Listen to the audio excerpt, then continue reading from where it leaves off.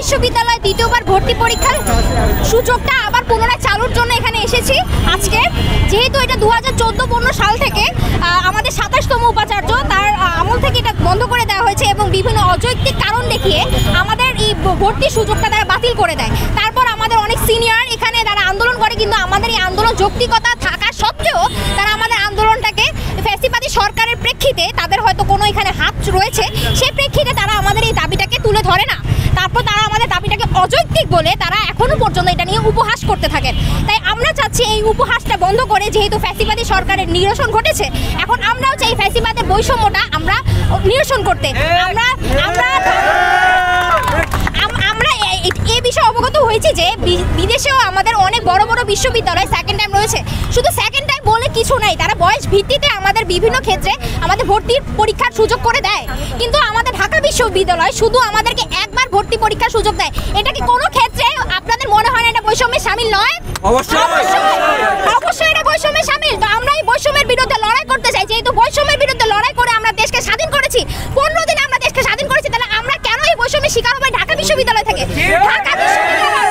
ঢাকা বিশ্ববিদ্যালয় কেন বৈষম্য এখনো রেখে দিয়েছে? যেখানে ঢাকা বিশ্ববিদ্যালয় থেকে শুরু হয়েছে বৈষম্যের নিরসন, সেখানে কেন ঢাকা বিশ্ববিদ্যালয় বৈষম্য থাকবে? আমাদের সেটার উত্তর আগে দিতে হবে। আমরা চাই। আর আমাদেরকে বিভিন্নভাবে অযৌক্তিক কিছু কারণ দেওয়া হয়েছে, যেমন এক প্রশ্ন ফাঁসটা মূলত ঢাবি প্রশাসনের উপর দায়ভার দেওয়া যায়। কারণ আমরা প্রশ্ন ফাঁসের বিপরীতে তারা আমাদের উপর দিতে পারে না, কারণ প্রশ্নটা তারা দেয়, তারা বিভিন্ন জায়গায় প্রকাশ করে। তাহলে কেন তাদের নিজেদের দোষ কেন আমাদের উপর চাপিয়ে দেবে? তারপর সিট আসনের বিষয়টা, সিট ফাঁকার বিষয়টা, তারা এটা চাইলে সুন্দর করে বিশেষভাবে পর্যালোচনা করে এটা একটা ব্যবস্থা নিয়ে আমাদেরকে দ্বিতীয়বার ভর্তি পরীক্ষার সুযোগ দিতে পারে। কিন্তু তারা সেই ভর্তি পরীক্ষাটা সুযোগ আমাদের দিচ্ছে না। আমরা যথেষ্টভাবে বৈষম্যের শিকার হচ্ছি, সেটা বিশেষভাবে ঢাকা বিশ্ববিদ্যালয় থেকে আমরা বৈষম্যের শিকার হচ্ছি। এই ঢাকা বিশ্ববিদ্যালয় আমাদের প্রাণের বিশ্ববিদ্যালয়।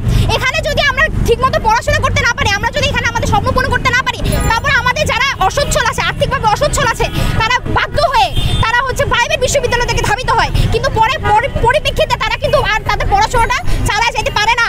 কিন্তু এই ক্ষেত্রে আমাদের বৈষম্য হচ্ছে। তাই এর বিরুদ্ধে আমরা আজকে দাঁড়িয়েছি এবং আমরা অবশ্যই ভিসির নিকট আজকে স্মারকলিপি জমা দিব এবং তারপর আমরা ভিসিকে সময় দিব।